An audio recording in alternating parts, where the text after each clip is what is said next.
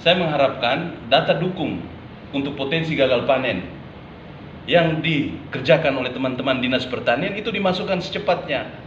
Mitra saya di Komisi 2 Badan Penanggulangan Bencana Daerah itu tinggal menunggu satu data itu, data jumlah KK yang berpotensi mengalami gagal panen.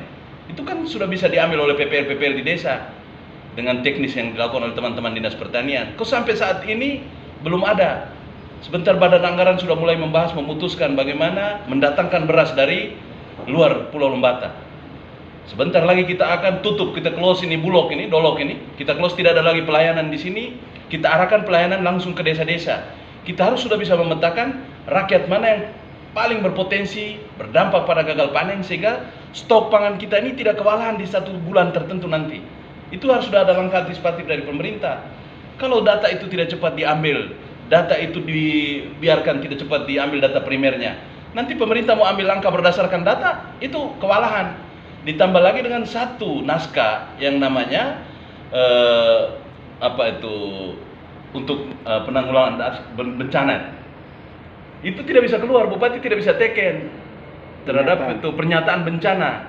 Pernyataan bencana hanya bisa keluar untuk penanggulangan potensi gagal panen dan potensi kekurangan pangan ini hanya kalau Dinas Pertanian menyiapkan data-data pendukung terkait dengan potensi-potensi gagal panen masyarakat yang ada di desa-desa.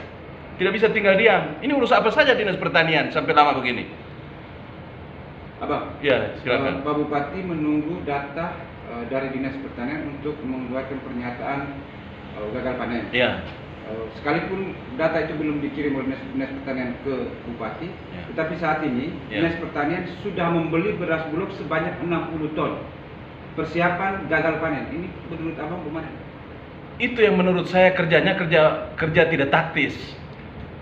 Saya harapkan dia harus cepat, Dinas Pertanian itu harus cepat mensuplai data masyarakat jumlah KK kita yang gagal panen itu. Bukan dia lebih dahulu membeli beras, menggunakan DAU untuk membeli beras. Justru uang yang ada itu dia percepat data primer yang harus dia perkuat dengan DAU yang ada. Ambil langkah itu untuk kita bisa lihat masyarakat di desa mana yang nanti akan kesulitan paling besar. Kan itu yang harus kita ketahui dari sekarang. Sehingga waktu beras turun itu dia tidak mengalir mengambang. Kita petakan, oh bantuan ini akan turun di desa ini, kepala desa disiapkan. Bapak-bapak desa sekarang juga kita minta anggaran di desa BTT itu disiapkan, atau badan usaha milik desanya disiapkan, karena beras-beras ini kita tidak mau bagi semuanya di kabupaten sini. Berapa uang masyarakat yang dikorbankan untuk transportasi datang timbang beras, beli beras di Bulog. Dia harus standby di sana. Kita akan perintahkan untuk pemerintah melakukan pelayanan beras Bulog ini terjadi di desa-desa. Kendaraan-kendaraan untuk mendistribusikan beras kita siap transportasi untuk disubsidi. Negara siap untuk itu. Jadi beras sudah ada standby, kita akan dapat lagi 1000 ton. Kita dapat lagi pasokan dari Bulog lagi.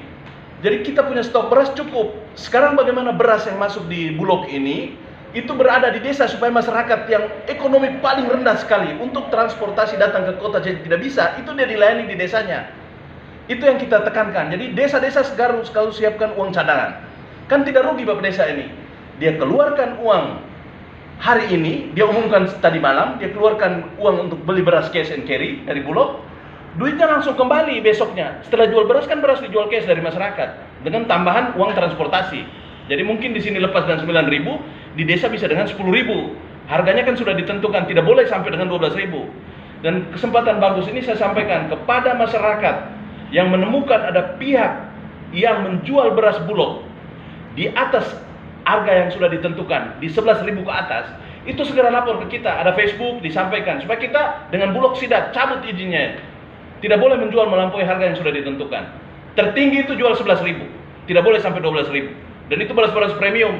Masyarakat jangan takut makan beras Bulog. Bukan seperti dulu yang dikonsepkan itu pakan ternak. Saya sudah lihat tadi itu beras premium semua ya. Sehingga itu jangan takut makan beras Bulog itu. Berasnya bagus, beras high class, beras kelas tinggi produsen pun itu beras-beras premium. Tetapi saya tekankan kali ini terkait pertanyaan tadi, Kadis Pertanian, ya Pak Bupati lah. Ini Pak Bupati tidak bisa tinggal diam. Pak Bupati perintahkan kaki tangannya di Dinas Pertanian. Kalau tanya hari ini dia tidak bisa, Pak Bupati tanya lagi besok kan pasti dia cepat. Kalau tanya hari ini tunda lagi bulan depan baru tanya, itu orang dinas bisa melempem. Apalagi dia bilang kalau saya bergerak kecuali ada anggaran. Itu tidak bisa. Jadi Pak Bupati kita minta pertegas ini Pak Bupati, tidak bisa diam. Tunggu masyarakat saya lapar baru kita atur langkah ini. Beras semua terkumpul di Bulog sana baru kita bilang masyarakat ada yang lapar di pondok-pondok. Kan tidak bisa begitu, Pak. Itu yang saya tekankan untuk kali ini. Jadi Dinas Pertanian saya minta untuk percepat data primer terkait potensi gagal panen yang paling besar di masyarakat kita. Kerjasama dan desa-desa 0,5095 gram itu. Sekali makan per orang, kali 3 kali makan per hari, per 1 orang. Lalu diakumulasi sampai ke 1 tahun ini kita datangkan beras. 1 tahun, sehingga tadi saya dapatkan informasi itu dia 1000 ton lebih. 1000 ton ya. 1000 ton lebih untuk cover kita selama safety kan pengamanan pangan ini selama 1 tahun. Kita harapkan juga petani kita sudah mulai kalau ada hasil panen di bulan April, padi ladang, jagung-jagung itu juga sudah mulai melakukan stok-stok pangan sendiri, secara mandiri. Di samping kita juga siap stok pangan kita ada. Jadi masyarakat jangan terlalu ketakutan terkait. Menurut saya jangan terlalu panik. Masyarakat jangan terlalu panik tentang akan ada ketiadaan beras. Jangan terlalu panik. Saya sudah lihat di gudang Bulog tadi, stok kita masih cukup. Stok yang beredar sekarang di toko-toko juga masih cukup. Kita datangkan lagi. Duit ini kita akan anggarkan untuk sesuai perintah Presiden itu BTT untuk kita subsidi transportasi. Nanti pihak mana yang mendagangkan bekerja sama dengan bumdes-bumdes yang ada, dengan desa-desa untuk kita bisa lakukan.